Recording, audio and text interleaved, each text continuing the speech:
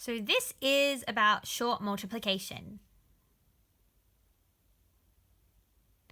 Short multiplication method makes it easier to figure out large multiplication sums that you can't do in your head.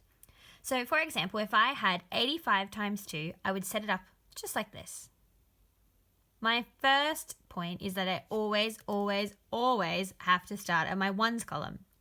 The first thing I'm going to do is 5 times 2. So if I look at my multiplication grid, I know that 5 times 2 is 10. Because 10 is a 2-digit number, I can't squeeze the 2 digits in one box. I put the last digit under the ones column, and then I put the larger digit under the tens column. So in this case, I put the 0 under the ones and a 1 under the tens. My next step is I have to times my tens column by whatever's in my ones column.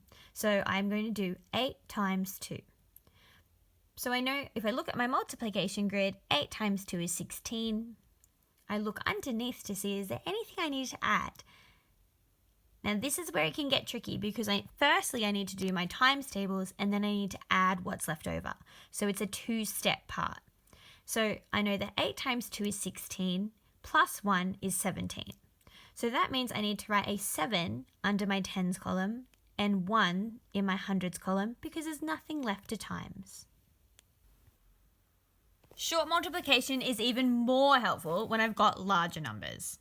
So I can set up a 752 times 3 just like this.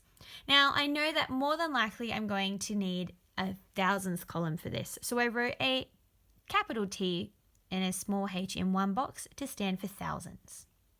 The first step I'm going to do is look at my ones column because I always have to start at my ones column.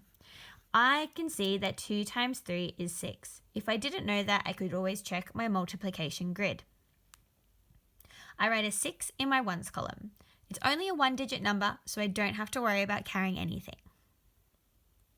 My next step is to times whatever is in my tens column to my ones column. So I'm going to do 5 times 3.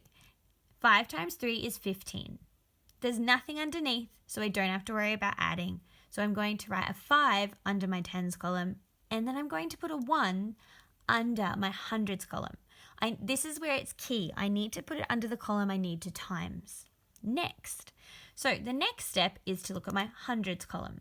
I do 7 times 3. I look on my multiplication grid and I can see that 7 times 3 is 21. This is where I need to do another step before I write anything else. So I need to add whatever is down the bottom. So if 7 times 3 is 21, I need to do 21 plus 1. 21 plus 1 is 22. So that means I need to write a 2 in my hundreds box and a 2 in my thousands column.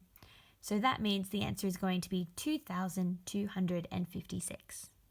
And that is short multiplication.